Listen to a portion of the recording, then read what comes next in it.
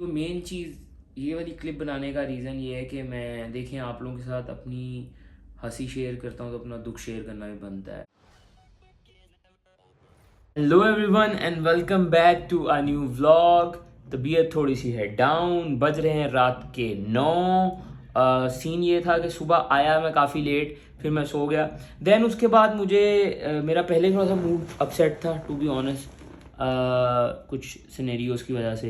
Then उसके बाद मुझे कॉल आई, उसने और मूड अपसेट कर दिया, मेरा दिमाग थोड़ा सा और फ्रस्ट्रेट हो गया। फिर मेरी नींद ही ख़राब हो गई, 2 घंटे सोया मैं मुश्किल से।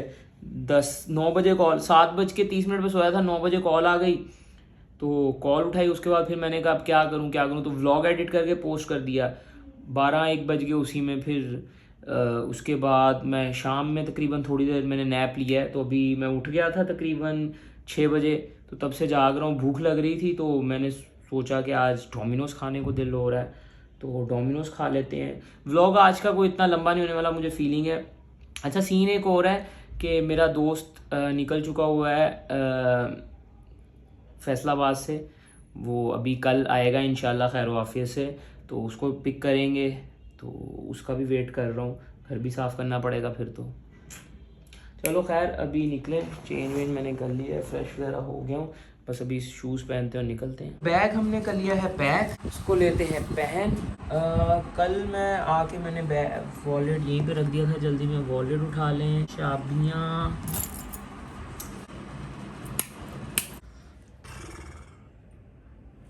आज कुछ नया स्टाइल होना चाहिए यार, तो वही पहनेंगे शूज़। चलें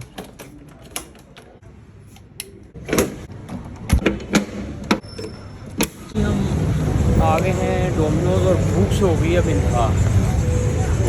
मैंने बिल कर लिया है, बैग मैंने उठा लिया, लेकिन इंटरनेट की डिवाइस घर भूला है। और यहाँ आई गेस 10-15 मिनट 20-30 मिनट तो लगते हैं बनने में, भूख से हो रहा है बुरा हाल। तो मैं इंटरनेट की डिवाइस उठा लाता हूँ घर से जाके, यही करना चाहिए, बेहतर तो यही लग रहा है। जैसे ही घर आया बिल्ली ऊपर बढ़ते हुए, बिल्ली किधर से आ रही है? नीचे बंडी भाई की दुकान पे खड़ा हुआ था। तुम मेरा पीछा करते हुए आए हो? जी हाँ, क्या कर रहे थे बंटी भाई की दुकान पे? तो बातें कर रहे थे दोस्तों में। अच्छा, आज ताला उल्टा लगा है। हाँ जल्दी में था ना, ताला उल्टा लगा दिया। तुमने एक काम करना है, जी क्योंकि मुझे शूज़ में चाहता हूँ ना ही उतरे, तुम तो चप्पल में हो, अंदर जाके ना वो मेरी इंटरनेट की डिवाइस उठा ला। अच्छा, वो जिसमें इंटरनेट वाली था। हाँ मैं भूल गया था, पता है ना कहाँ पड़ी होती है। चलो अभी तो तुम्हें भेज रहा हूँ अंदर। ये नबील भाई भूल गए थे।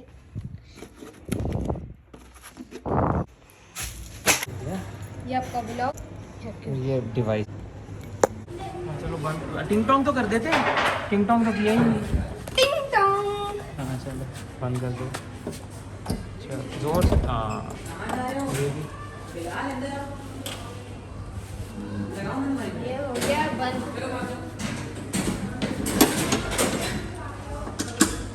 अब ताला सीधा। तो इंटरनेट की डिवाइस और बिल्ली से मिल के वापस आ गए हैं। ऑर्डर इसको नोश फरमाएंगे। सो पिज़्ज़ा वीज़ा खा के आ गया और काफ़ी टाइम भी स्पेंड कर दिया इधर उधर।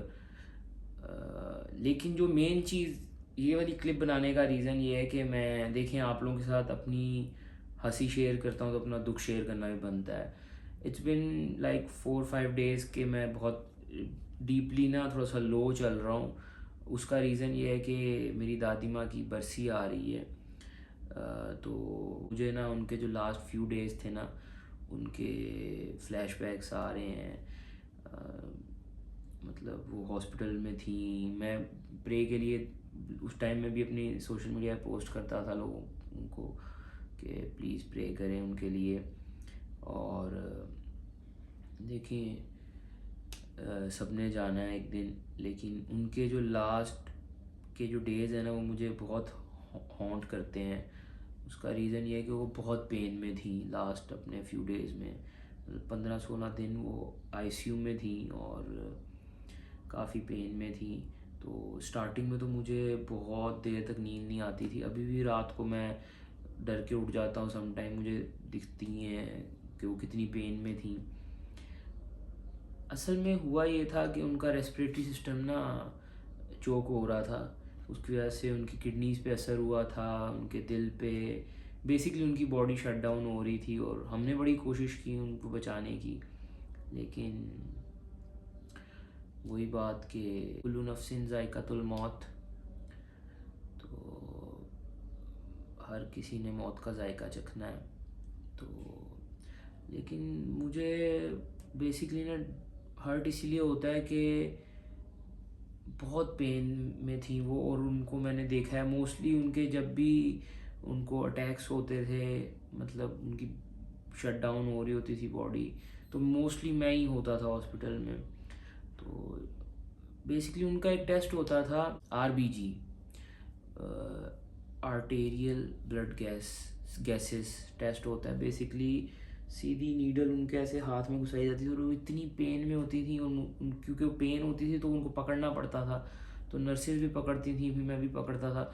वो मुझे याद है कि वो उनकी आंखों में पानी होता था पेन से, और वो मुझे देख के बोलती थी कि नबील मुझसे नहीं बर्दाश्त हो रही, मुझे वैसे ही मरना है, तो घर ले जाओ, मैं घर मरना चाहती हूँ। उनके ये वर्ड ना मुझे, मतलब मैं बोलता था कि नहीं नहीं, आप ठीक हो जाएंगी, आप ऐसे नहीं सोचा करें।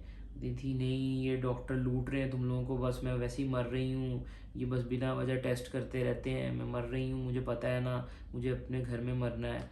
लेकिन हम ऐसे कैसे लेके जा सकते थे घर।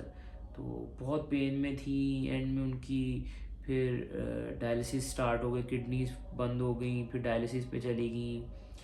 फिर डायलिसिस के बाद उनका रेस्पिरेटरी सिस्टम पूरा ब्लॉक हो गया, बंद हो गया, चोक हो गया। तो डॉक्टर ने बोला कि लाइफ सपोर्ट पे ले जाते हैं, तो वो उसके लिए हमने अलाउ नहीं किया, क्योंकि लाइफ सपोर्ट बेसिकली पेन ही होती है और कुछ नहीं होता, जाने वाला जा चुका होता है। तो हमने लाइफ सपोर्ट को अलाउ नहीं किया। Then she passed away on 18 May 2019। और वो बहुत मेरे लिए एक पेनफुल मोमेंट था, मेरी फैमिली के लिए बहुत पेनफुल मोमेंट था। और मुझे उस रमज़ान की ईद नहीं भूलती। मैं नमाज़ पढ़ के आया, मैंने जैसे, मतलब मैं उठा, रेडी हुआ, नमाज़ पढ़ने गया, ईद की नमाज़ पढ़ के वापस आया, दरवाज़ा खोला, दरवाज़ा बंद किया घर का, और मैं इतनी ज़ोर से चीख चीख के रोया था ना उस दिन। और मेरी सारी फैमिली इकट्ठी हो गई और मुझे पकड़ के बिठाया और बोला संभालो अपने आप को, ये तो वो। लेकिन वो जो मोमेंट था ना, वो मुझे भूलता नहीं है। मेरी दादी माँ, मुझे याद है जब हम उनको हॉस्पिटल लेके जाने लगे थे ना, मतलब फर्स्ट रमज़ान था, ठीक है, तो मैं कटिंग करवा के आया, दाढ़ी वाड़ी बनवा के आया। क्योंकि मेरी आदत होती है कि चांद, जब मेरी दादी में बोलती थी कि जब नया चांद आता है ना, तब अपने आप की ज़रा ग्रूमिंग करवा लिया करो, क्योंकि बाल फिर तेज़ी से बढ़ते, मेरी दादी माँ बोलती थी। तो रमज़ान का चांद दिखा, मैं फ़ौरन चला गया, बाल छाल कटवाए, दाढ़ी बनवाई, और मैं ना जब घर आया ना, तो मेरी दादी माँ ने बोला एक दिन ये बहुत बड़ा अदाकार बनेगा, ऐसे ही उन्होंने बोला। तो उनको दिखता था मेरे अंदर ये कीड़ा है टीवी पे आने का और ये सब। तो